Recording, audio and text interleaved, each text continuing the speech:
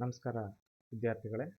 ನನ್ನ ಹೆಸರು doctor ನಿರೀಕ್ಷಣ್ Singh ಗೌಗಿ SK, ಸಹಾಯಕ ಪ್ರಾಧ್ಯಾಪಕ, ಸರ್ಕಾರಿ ಪ್ರಥಮ ದರ್ಜೆ ಕಾಲೇಜು, ಶ್ರೀ ಎಚ್.ಡಿ. ದೇವೇಗೌಡ ಸರ್ಕಾರಿ ಪ್ರಥಮ ದರ್ಜೆ ಕಾಲೇಜು, ಪಡವಲಿದ್ದೆ.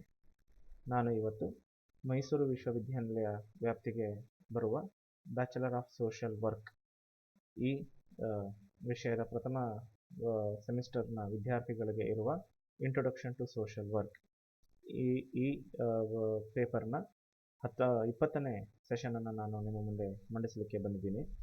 ಈ ಸೆಷನ್ ಏನರ ಬಗ್ಗೆ ಇದೆ ಅಂತ ಹೇಳಿದ್ರೆ, 19 ಮತ್ತು 20ನೇ ಶತಮಾನದ ಭಾರತದಲ್ಲಿ 19 ಮತ್ತು 20ನೇ ಶತಮಾನದಲ್ಲಿ ಆದಂತಹ ಸಮಾಜ ಸುಧಾರಣಾ ಚಳುವಳಿಗೆ ಕಾರಣಕರ್ತರಾದಂತಹ ವ್ಯಕ್ತಿಗಳ ಬಗ್ಗೆ ಪರಿಚಯ ಮಾಡಿಕೊಡೋದೇ ಈ ತರಗತಿಯ ಮುಖ್ಯ ಉದ್ದೇಶ ಆಗಿರ್ತದೆ. ಈ ತರಗತಿಯಲ್ಲಿ ನಾವು ರಾಮಕೃಷ್ಣ ಪರಮಹಂಸ ಮತ್ತು ಸ್ವಾಮಿ ವಿವೇಕಾನಂದರವರ ಬಗ್ಗೆ ಸಂಕ್ಷಿಪ್ತವಾಗಿ ತಿಳ್ಕೊಳ್ಳೋಣ. ರಾಮಕೃಷ್ಣ ಪರಮಹಂಸ ಇವರು ಭಾರತ ಕಂಡಂತಹ ಅತ್ಯಂತ ದಾರ್ಶನಿಕ ಮತ್ತು ಹೆಚ್ಚು ಧಾರ್ಮಿಕ ಪ್ರಭಾವವುಳ್ಳಂತಹ ಸಮಾಜ ಸುಧಾರಕರಲ್ಲಿ ಒಬ್ಬರು. ಇವರು ನಂಬಿದಂತಹ ತತ್ವ ಏನಪ್ಪ ಅಂತ ಹೇಳಿದ್ರೆ, ಹಲವಾರು ಧರ್ಮಗಳಿದ್ರೂ ಸಹ ಆ ಎಲ್ಲ ಧರ್ಮಗಳು ಒಂದೇ, ಅವೆಲ್ಲವೇ ಸತ್ಯ ಪ್ರೇಮದ ಬಗ್ಗೆ ಪ್ರತಿಪಾದಿಸ್ತವೆ. ಎಲ್ಲ ಧರ್ಮಗಳು ಒಟ್ಟಿಗೆ ಸೇರ್ತಕ್ಕಂತಹ ಅಂತಿಮ ಡೆಸ್ಟಿನಿ ಅಥವಾ ಗುರಿ ಒಂದೇ ಆಗಿರ್ತದೆ ಅನ್ನೋ ಒಂದು ತತ್ವದಲ್ಲಿ ನಂಬಿಕೆಯನ್ನು ಇಟ್ಟಿದ್ರು. ಸೊ ದೇವರನ್ನ ಸಾಕ್ಷಾತ್ಕರಿಸಲಿಕ್ಕೆ ಹಾಗೂ ಮೋಕ್ಷವನ್ನು ಹೊಂದಲಿಕ್ಕೆ ಹಲವಾರು ದಾರಿಗಳಿದೆ ಅಂತ ಹೇಳಿ ನಂಬಿದ್ರು. ಸೊ ಹಾಗಾಗಿ ಇವರು ಮತ್ತೊಂದು ಪ್ರಮುಖವಾದಂತಹ ತತ್ವ ಏನಪ್ಪ ಇವ್ರದ್ದಾಗಿತ್ತು ಅಂತ ಹೇಳಿದ್ರೆ, ಕಡು ಬಡವರ ಸೇವೆಯೇ ದೇವರ ನಿಜವಾದ ಸೇವೆ ಅಂತ ಹೇಳಿ ಇವರು ನಂಬಿದರು. ಸೊ ಇವರ ಶಿಷ್ಯರಲ್ಲಿ ಅತ್ಯಂತ ಪ್ರಮುಖರಾದವರು ಸ್ವಾಮಿ ವಿವೇಕಾನಂದರು. ಅವರ ಮೂಲ ಹೆಸರು ನರೇಂದ್ರನಾಥ ದತ್ತ. 1860ರಿಂದ 1902ರವರೆಗೆ ಬದುಕಿದ್ದಂತಹವರು. ಇವರು ರಾಮಕೃಷ್ಣ ಪರಮಹಂಸರ ಪ್ರಧಾನ ಶಿಷ್ಯರಲ್ಲಿ ಇವರು ಕೂಡ ಒಬ್ಬರು. ಇವರು ನವ್ಯ ಹಿಂದೂಯಿಸಂ ನಿಯೋ ಹಿಂದೂಯಿಸಂನ ಪ್ರಚಾರಕರಾಗಿದ್ದರು.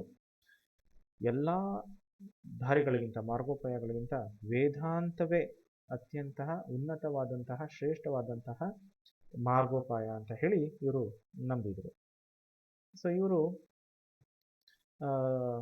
ನರೇಂದ್ರನಾಥ ದತ್ತ ಅಥವಾ ಸ್ವಾಮಿ ವಿವೇಕಾನಂದರು ಸೇವೆ ಅಥವಾ ಪರಮಾರ್ಥ ಮತ್ತು ವರ್ತನೆ ಅಥವಾ ವ್ಯವಹಾರ ಇವು ಒಂದು ಕಡೆ, ಮತ್ತು ಧಾರ್ಮಿಕತೆ ಮತ್ತು ದಿನನಿತ್ಯದ ಜೀವನ ಇವುಗಳ ನಡುವೆ ಇದ್ದಂತಹ ಅಂತರವನ್ನು ಕಡಿಮೆ ಮಾಡಲಿಕ್ಕೆ ತಮ್ಮ ಜ್ಞಾನವನ್ನು ಬಳಸ್ಕೊಂಡ್ರು. ಸೊ ಹಾಗಾಗಿ ದೇವರು ಒಬ್ಬನೇ ಅನ್ನುವಂತಹ ಒಂದು ಮೂಲಭೂತ ಪರಿಕಲ್ಪನೆಯನ್ನು ಇವರು ಬಲವಾಗಿ ನಂಬಿದರು. ಸೊ ಹಾಗೆ ಇವರು ಸಾಮಾಜಿಕ ಕ್ರಿಯೆಯಲ್ಲಿ ನಂಬಿದರು. ಯಾವುದೇ ಕ್ರಿಯೆಗೆ ಸಹಾಯ ಮಾಡದ ಜ್ಞಾನ ವ್ಯರ್ಥ, ಅದರಿಂದ ಏನೂ ಪ್ರಯೋಜನ ಇಲ್ಲ ಅಂತ ಹೇಳಿದರು. ಇದರ ಪರಿಣಾಮವಾಗಿ ಇವರು 1897ರಲ್ಲಿ ಕೋಲ್ಕತ್ತಾದ ಬೇಲೂರಿನಲ್ಲಿ ರಾಮಕೃಷ್ಣ ಮಿಷನ್ ಅನ್ನೋ ಒಂದು ಸೊಸೈಟಿಯನ್ನು, ಒಂದು ಸಂಸ್ಥೆಯನ್ನು ಸ್ಥಾಪಿಸಿದ್ರು. ಇದು ಇಡೀ ಭಾರತದಲ್ಲೇ ಅಲ್ಲ, ಇಡೀ ಪ್ರಪಂಚಾದ್ಯಂತ ಇಂದು ಇವತ್ತು ಘಟಕಗಳನ್ನು, ಕಚೇರಿಗಳನ್ನು ಹೊಂದಿರೋದನ್ನು ನಾವು ಕಾಣ್ತಾ ಇದ್ದೀವಿ. ಸೊ ಇವರು ಈ ರಾಮಕೃಷ್ಣ ಮಿಷನ್ ಹೆಸರಿನ ಅಡಿಯಲ್ಲಿ ಸಮಾಜ ಕಾರ್ಯವನ್ನು, ಸಮಾಜ ಸೇವೆಯನ್ನು, ಹಾಗೆಯೇ ಕಷ್ಟದ ಸಂದರ್ಭದಲ್ಲಿ ಮಾನವೀಯ ಸೇವೆಗಳನ್ನು, ಪರಿಹಾರಗಳನ್ನು ಒದಗಿಸೋದನ್ನು ನಾವು ಇಂದಿಗೂ ಸಹ ನೋಡ್ತೀವಿ.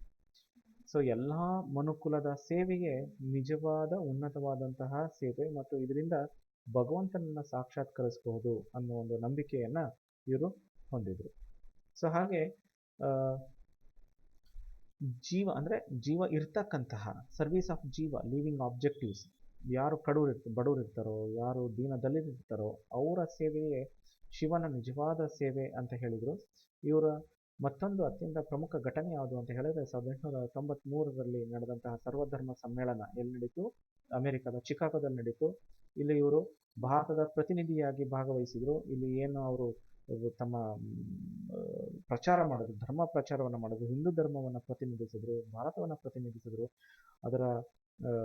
ಇದನ್ನು ನೀವು ಶಾಲೆಗಳಿಂದನೂ ಓದ್ಕೊಂಡು ಬಂದಿದ್ದೀರಿ. ಎಷ್ಟು ಪಾಶ್ಚಿಮಾತ್ಯ ವಿದ್ವಾಂಸರು ಮತ್ತು ಪಾಶ್ಚಿಮಾತ್ಯ ಪ್ರಜೆಗಳು ಇವರ ಪ್ರಚಾರದಿಂದ, ಇವರ ಮಾತುಗಳಿಂದ ಹೇಗೆ ಪ್ರಭಾವಿತರಾದರು ಅನ್ನೋದನ್ನು ನೀವು ಪಠ್ಯಪುಸ್ತಕಗಳಲ್ಲಿ ನೋಡಿದ್ದೀರಿ.